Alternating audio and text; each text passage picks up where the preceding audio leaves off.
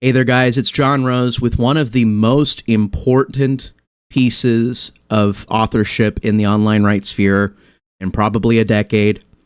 This piece, written by Conundrum Cluster, otherwise known as Mystery Grove on X. You can follow him at Mystery Grove. He deactivates often, but he reactivates every other so often. He is a highly goal-oriented right-wing personality.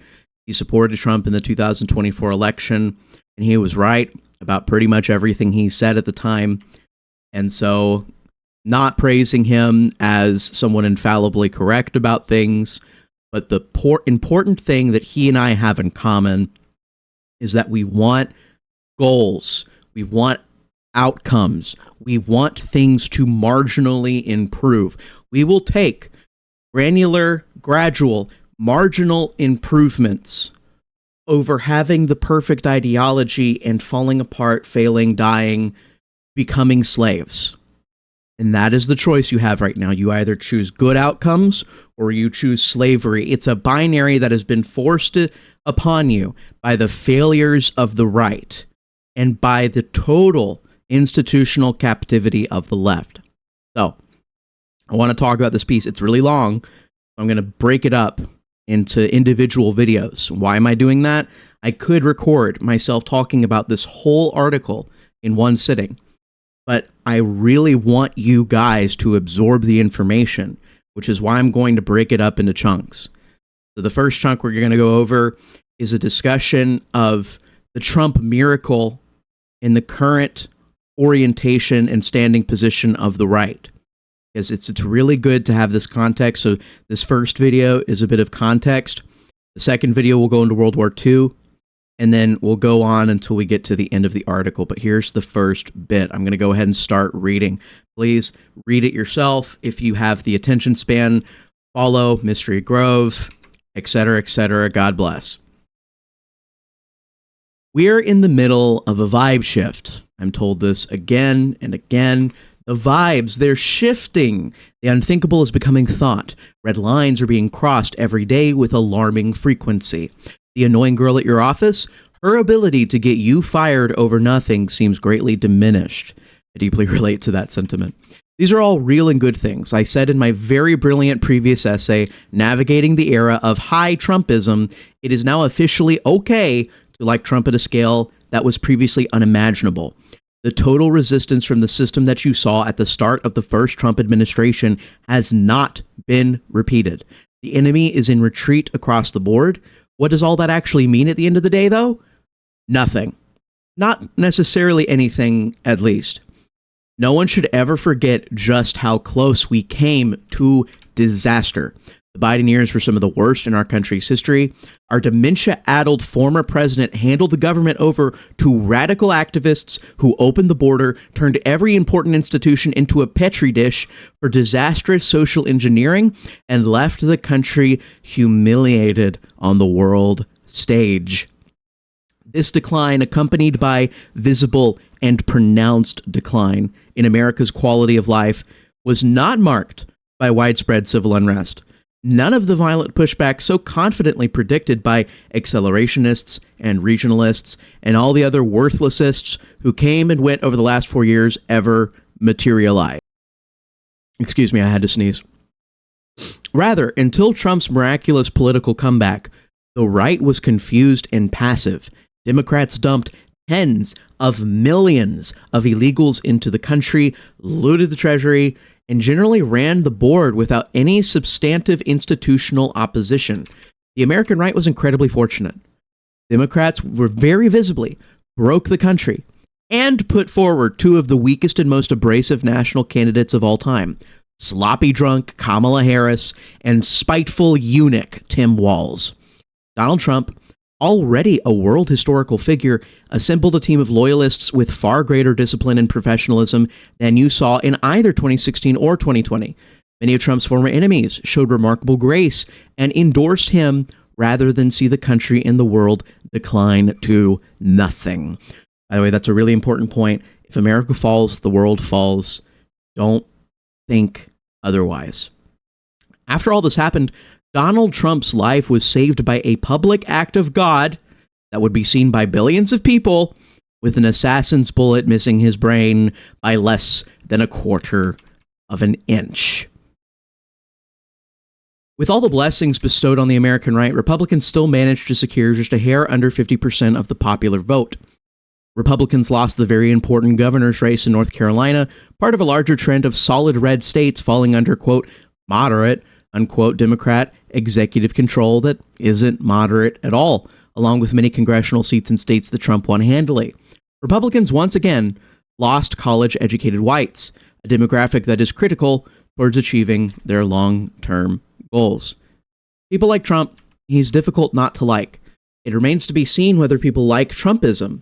What is clear, however, is that people don't necessarily like Trump supporters. The flare-up between the, quote, tech right and the, quote, Trump right over the Christmas holiday should have been a very sobering experience for everyone. Trump supporters who were skeptical of America's high-skilled immigration system, which at this point has obviously been gamed to allow for massive amounts of immigration, who no one would consider high-skilled from India and few other countries, were dismissed as retards, racists, and Russian bots. The tech right's attack on Trump supporters over the core issue of immigration were identical to those that had been deployed against them in 2016 by the Hillary Clinton campaign. It is not a coincidence that many of these same tech right figures in fact supported the 2016 Clinton campaign and the 2020 Biden campaign for that matter. That's okay. I am not dwelling on it, at least not too much. I think it merely illustrates that large numbers of people came around to Trump not out of some substantive ideological shift, but rather out of necessity. I will caveat that there are people within the system being radicalized, but a lot of these online influencers, which are not people in the system, by people in the system, I mean delegates in state legislatures, I mean Congress people, I mean GOTV operants, a lot of people inside of these areas have been radicalized. The main stream of online influencing has not. And you see it every single time they're worried about losing an election. They lurch left out of fear, which is something that we can't actually support. We cannot just continue the steady decline. We have to pivot. Biden had pushed our country to the very brink, and Kamala was threatening to destroy it. For lots of those who eventually found themselves in the Trump camp, Kamala winning would have meant the government taking their money and throwing them in jail. These people still don't like us very much, or at least would be happy to get rid of us if the opportunity arose. The Trump movement itself is grappling with the problem of big tent politics. Trump's moment is already being twisted to mean anything by people who want to pretend it's their moment. Right-wing circles are seeing a resurgence of the incoherent libertarian platitudes, meme theocratism, and regional chauvinism that were directly repudiated by the Trump phenomenon. And something I've noticed, it seems a lot like that people have no actual consistency with what random platitudes or random criticisms of Trump that they want to cling to. It has a lot more to do with who's in their friend circle. It has a lot more to do with who are they following on X, on Instagram, on TikTok, or whatever. Their social media feeds and their friend groups influence what criticisms they have of Trump more than what they actually believe, inherently believe. That's a very dangerous place to be, a very stupid place to be. Countless failures who were dragged kicking and screaming over the finish line now demand recognition of their genius. People do not know why they were right, which can lead you to places just as harmful as being wrong. One great advantage held by the left for many decades at this point is the control of intellectual life. If you are an educated person in America, you have been exposed to decades of liberal propaganda. Obviously, being well-educated today isn't some sign of innate superiority or any degree of knowledge or wisdom, but a formalized education offers huge benefits to the recipients that it's easy to lose sight of after decades of liberal domination have turned that system into a joke. It was because liberals turned the systems that benefited them so greatly into a joke that they have so rapidly and ignobly lost power, however temporary that could prove to be. Liberals gain a lot. Liberals gain a more thorough understanding of their views than conservatives typically do with the help of the education system and media. Conservatives may scoff at this claim because liberals have so many noticeably stupid beliefs now, and they are very bad at defending them. But liberals usually hold on to their views more dearly and consistently than conservatives do. That is so true. When I say that we have to pragmatically hold on to Trump, I am not saying that we don't have to believe things. I'm saying that we put the things we believe in a compartmental box, and then we put winning things in another box, and then we do everything we need to secure victory while not destroying, compromising, getting rid of what we believe, okay? That's what I'm saying. You have to be capable of doing that. You have to be capable of siding with someone that does not agree with 100% of everything that you believe in order to achieve a common goal, a marginally better outcome. Liberals have multiple overlapping institutions, schools, entertainment media, etc., that reinforce their ideas and encourage them to explore those ideas in a more comprehensive way than conservatives, often guided by professional liberals. They are provided with many spaces to flex their intellectual muscles, allowing them to cultivate talent, not easy, and eventually accumulate a large body of relatively stable and professional people to draw from to fill administrative and bureaucratic roles. Again, when you see crazy leftist lunatics online, those are the party. Those are the distraction. That's the circus. But the people actually controlling the bureaucratic institutions, very stable, very left-wing, very much capable of ripping power away from us at any point that they're given. I often see conservatives, quote, running out of road when it comes to their beliefs. They will often know the correct position to arrive at, opposing liberals who want to harm them, but do not know how to get there, as the background knowledge used to frame their thinking, and even the process of how to think that they deploy, was provided by liberals. The common conservative refrain, Democrats are the real racists, is roundly and rightly mocked, but should be expected in a society which the average person will be exposed to hundreds, even thousands of hours worth of propaganda lessons that convey the idea that being racist is the worst thing in the world. Often conservatives' inability to form a coherent logic for their beliefs and apply that logic in a productive way can lead them back to supporting liberals directly and indirectly. Indirectly in the sense that, say, Rand Paul making a social media video with Tim Kaine, which gives legitimacy to the left wing and to Tim Kaine, by the way, to crap on Trump's tariffs. Am I ever going to expect Rand Paul to like tariffs as a libertarian? No. But I am going to expect Rand Paul to understand we are in an existential crisis, and if he destroys his own accomplices, his own company, his own friends, the people on his side, if Rand Paul chooses to destroy those people, he will lose every single argument, conversation, battle for power with the left he's chosen to cozy up to. Same with Thomas Massie. It's not about compromising or changing their beliefs and making them love tariffs all of a sudden. It's about the us versus them dichotomy, the tribalism. It's about the friend-enemy distinction in Carl Schmitt. It's that. It's that. Rand Paul, if he chooses a future libertarian battle with Republicans, is posed to win far more than if he chooses the short-term win by siding with the enemy. It's really simple. It's really simple. In 20, 30 years, if Republicans control the institutions instead of Democrats, Rand Paul's libertarianism and federalism will have a brand new audience. A brand new audience. But it seems that libertarians cannot think more than 2 steps ahead of themselves.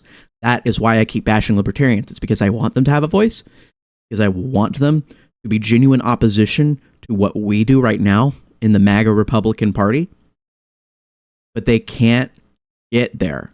They can't get there unless they reconcile themselves to power structures. This dysfunction traces back in large part to our understanding of history. Nearly all of today's mainstream history is framed through anti-racism. In schools, American history is often taught as a series of outrages towards or triumphs of black people. American children regularly list Harriet Tubman as one of the most important figures of our history, She's even represented as the leader of the United States in the new Civilization franchise game. Even though her exploits were like almost entirely fictionalized, she realistically had no bearing on American history. Like, seriously. That's another can of worms. I can make a video about Harriet Tubman if you want. But yeah, no, 90% of what is said about her is total fiction. Nothing happened. Which, I mean, like, if you don't have to believe in like my Southern like concept of history to understand Harriet Tubman just literally is not real. Like, your concept in your brain of Harriet Tubman, that person never existed. So anyways, yeah, we'll do a video about that sometime if you write in the comments that you want me to. That America was also racist against women and gay people are other core modern narratives. For a while, America being racist against transgender people was a key national concern. Though given widespread unpopularity of that last effort, it's likely that the powers who push these myths will put it on ice for a while. No, that really is the point. That really is the point. On ice. These people have not gone away. They're retreating. But the whole thing is that we know what happened during Joe Biden's years. That can happen again. It can happen again instantly. And we have to fight to win because of that. If leftists win, it's game over. And we do not have unlimited tries to go back and forth between Republican and Democrat presidents. We have to hold power for a significant amount of time. For me, it feels like 12 years would be good. The 4 years we're in right now, and 8 years under a President Vance. If we can't do that, the Democrats, the left, this cultural revolution that we're currently trying to fight against and restore common sense to, that could reign supreme over the country for a very long time, unless we push back. Yeah. I hope that kind of reorients your mind. There's the few key things I want you to take from this section of the article are that, number one, we are lucky as heck. If you don't believe in luck, God's providence has shined well upon us in this moment. We were not in a position to win again. We weren't going to be. Donald Trump pulled off a miraculous comeback that nobody could have foreseen. And now, all of a sudden, we're actually in a position where we can restore the republic. Number two, everybody on the right wing, the influencers, the podcasters, even just normal everyday people, are completely preoccupied with themselves. He'll talk more about that later in the article, but they have no genuine thrust for defending our victories, for winning more. They want to adjust everything, and as Mystery Grove said, kind of make Donald Trump's moment their moment. I'm sorry, guys, but you didn't win an election. You didn't win 2 elections. You did not go through what Donald Trump went through, and that on its own is part of the reason why he deserves to try out his ideas, even if you don't believe in them.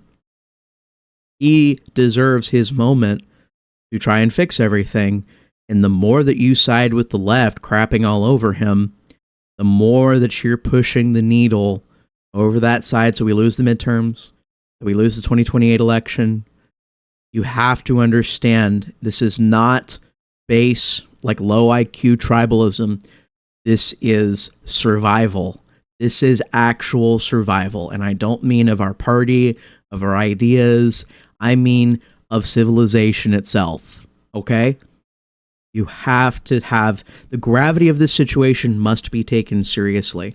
And if you need me to talk about that, if you mean to talk about why production is so important, why we cannot wait for de-dollarization to happen to fix our economy, why we can't wait until America's demographics are permanently changed to close the border and shut down immigration. I can talk about all these things, but understand this is the most crucial political time of our entire lives. I am praying that the fights we have in politics a decade, 2 decades from now are way less meaningful because we won. And we won in a way that secured the country from total collapse and disaster. But for right now, there is no more important time to be involved in politics.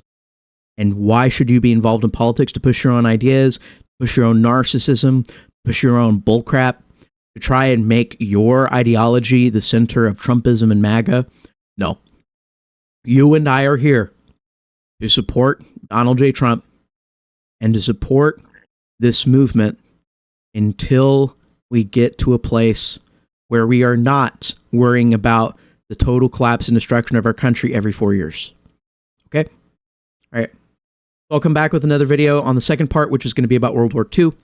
Thank you guys for watching. God bless. And I hope you have a fantastic rest of your day.